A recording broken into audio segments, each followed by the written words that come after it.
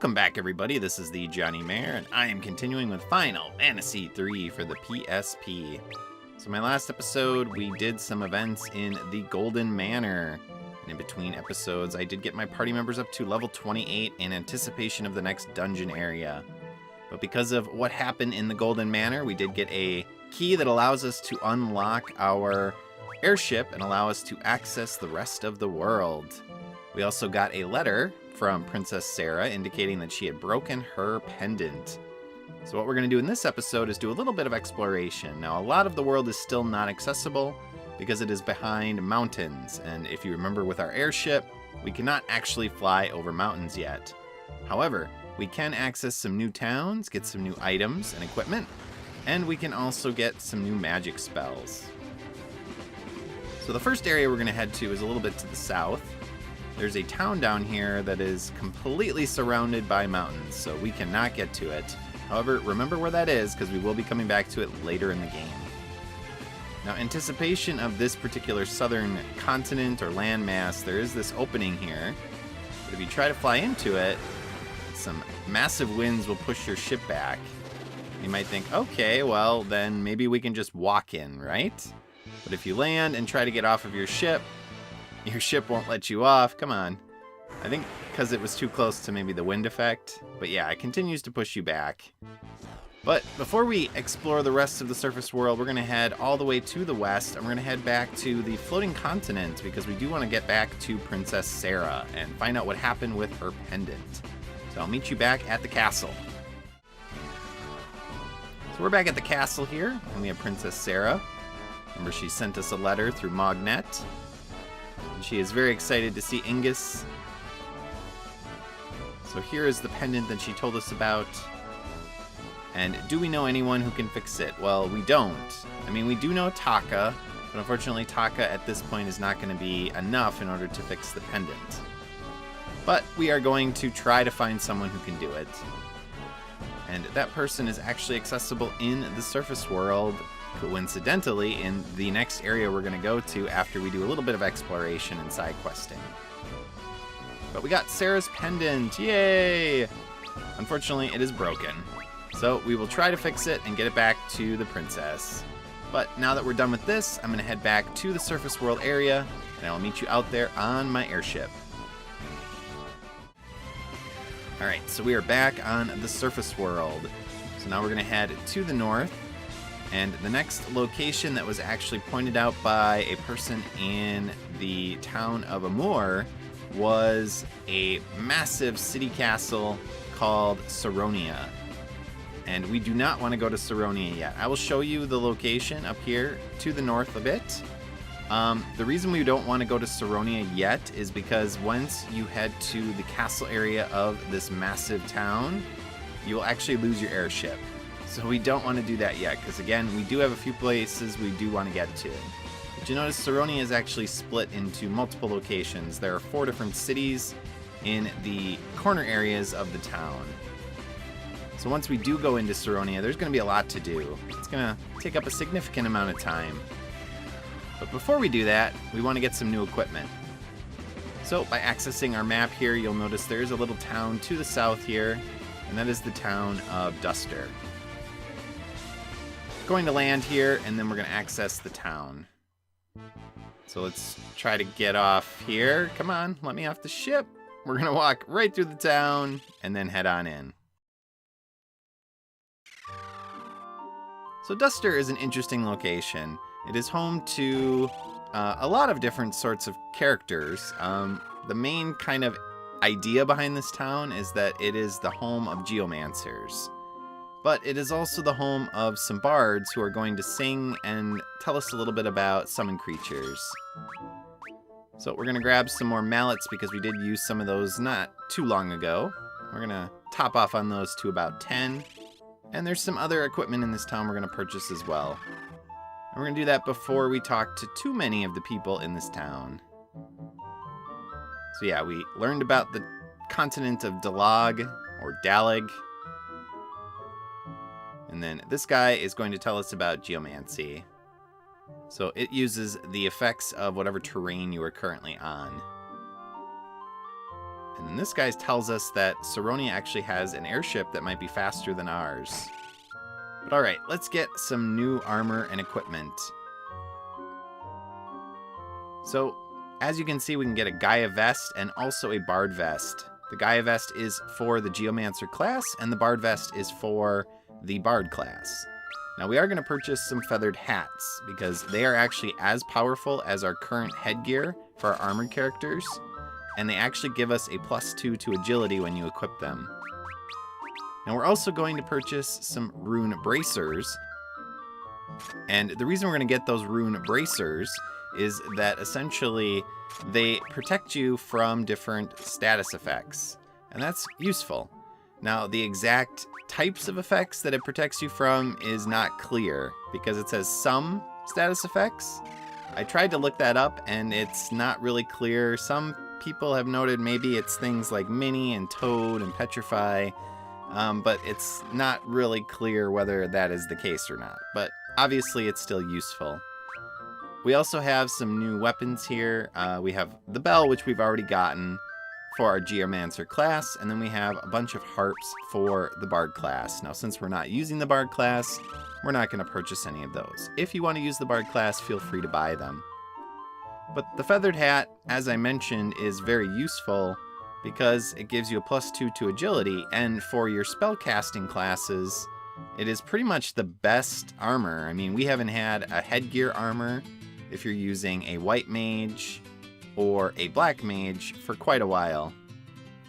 Now, here's one of the bards. He tells us a little bit about Odin, and as you might have noticed, he does change the music as well when you talk to him. So each of the bards is going to give us a different musical sort of interlude associated with what they're going to talk about.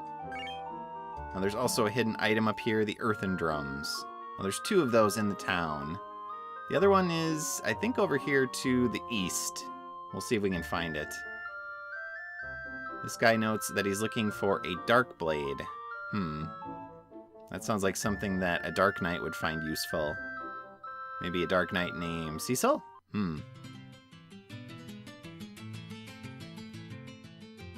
This guy is going to tell us about Bahamut. Of course, we've already met Bahamut, and he almost killed us. But as you might expect, this was the first game in the series that included summon abilities, including the Chocobo. And so each of these abilities are things that we are now going to be able to access. So not in this town, but the next town we're going to go to, they are actually going to allow us to purchase summon spells. And as is the case with most of the later Final Fantasies, the most powerful summon spells are actually ones that you have to seek out. You have to find them and defeat them in order to get them to join your cause. This guy tells you a super long story, kind of talking about the light and darkness. And he uses the word smackdown, which is interesting. That's a unique way of translating, I suppose.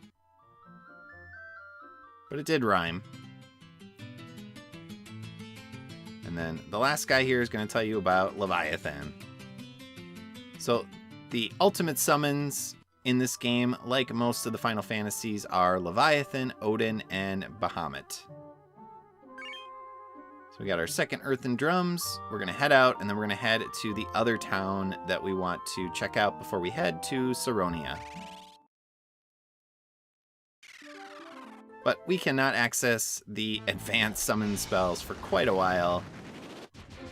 They are much too difficult for us to beat at this point, even if we could access them, and we do need a different means of transportation in order to find them. So we're going to head to the north and the west to find the last little town before we head to Saronia. And that town is Replito? Replito? However you want to pronounce it. We're going to land in the water to the north here and then head to the south. And this town is the location of summoners and evokers, or conjurers as they were called in the original. So in this town, you're going to find there are various people that are going to talk a little bit about summon magic. So summon magic in this game is a little unique in that when you use an evoker class specifically, there's one of two effects that can happen when you use a summon spell. One of them is considered kind of a white magic spell, and one of them is considered sort of a black magic spell. Now, the white magic spell does things like affecting enemies that you are currently fighting with ailments, or it might heal your party for some sort of effect, or if you use the black magic effect, then it'll do typically damage to a creature. Now, as you might expect, the randomness of it is a little annoying because you don't know which one it's going to do at any given time. Now, there's a third effect with each summon spell that can only be accessed by the summoner class, and that is always a damage-based attack. And it actually affects all enemies that you're facing as well, and can get through reflect status too. So we're not going to be using the evoker class because the randomness of it is something I just don't want to deal with. You can certainly do it, and you can start using the summon spells if you want. I will, at the end of this Let's Play, show off all of the summon spells, every single version of them, so you can see what they all look like. But in terms of using one in my party currently, no thank you. Once I gain access to the summoner class, I may start showing off and using that every once in a while. But for now, it's not something that I'm interested in. Now, this town, they also talk a little bit about a person named Noah. Noah was a legendary sage who could use all types of magic, and he actually seemed to have control over pretty much all of the summoned creatures. So we're going to head to the east here and find an elixir, which is nice. And then if you head to the south, there's an old man we can talk to who will tell us a little bit more, specifically about a secret area, which is supposedly under a triangle island. Well, triangle islands are certainly things of interest in quite a few of the Final Fantasies around this time. Specifically the 16-bit, the Super Nintendo ones. So that's about it. There's one more guy kind of hanging out in an eastern kind of alcove, and he is actually a Gulgan. So we'll talk to this person first. He'll mention that Leviathan and Bahamut were actually sealed away by Noah, I guess due to their dangerousness. But here's the Gulgan. And he doesn't tell us much. I mean, he just tells us the same sorts of things that they've been telling us. Prophecy, darkness, and light kind of balancing each other out. Someone seeking to overflow and overthrow this world with darkness. Like, basically, they don't know what they're doing. There is a Phoenix Down hidden in this area. It's always a little hard to find. I think it's maybe to the north here, yeah. It's on the northwest corner. And then the last sort of person of interest is the summoner down here to the south. So Noah actually passed away, as we found out. But he does have some apprentices that are actually still free in the world. So this evoker is going to summon something, and he summons a chocobo. And unfortunately, the chocobo is completely useless in this game. It really has no purpose, other than its normal purpose of allowing you to ride around on the world map, right, without getting into encounters. But the summon spell is pretty useless. So we're going to buy one of each of the summon magic spells. So Ison and Spark are for Shiva and Ramu. They will do, for their white magic ability, they will stun enemies, and for their black magic ability, they will do elemental damage. Ifrit comes from Hitra, and basically he will heal your party members, the HP, for his white magic ability, and then do a fire attack for the black magic ability. And Titan, which comes from Hyper, is actually the most useful, so if you are going to use a evoker, then I would encourage you to use Ifrit or Titan. And that's because Titan does damage that is always damage-based. So for his white and his black magic abilities, they're going to do earth elemental damage to enemies. So the last thing we're going to do is head down to Saronia, and we're going to go to the castle. So I can show you what happens when you actually head into this area. Oh no! We got shot with cannons. We're going down! This is why I didn't come here before. I mean, it doesn't really matter. The equipment we picked up is not essential, but it's nice to get it before we head in here. But our ship was destroyed. Fortunately, we survived, right? These kids, man, they've been in a few shipwrecks and they keep surviving. There's something about them. So we don't know why we were shot down, but we did lose our airship. So it's gone. No more access. And now we are stuck in the town of Saronia. You're going to find, once we get out of this little cutscene, that they are in a standoff. They are facing each other and they are ready to fight. And not only that, they're being forced to fight. So they're being told if they don't fight, that will be considered treason and they will be executed. So either fight each other or get killed. Tough choice. But they're not seeming to do much fighting, right? They're just kind of standing around staring at each other. So I guess they're making it work to the best of their ability. Now we can't get into the castle yet, but we do want to get in there eventually. So to do that, we're going to have to explore the rest of the towns in Saronia, which I'll start doing in my next episode. As always, viewers, thanks for watching, and I'll see y'all next time.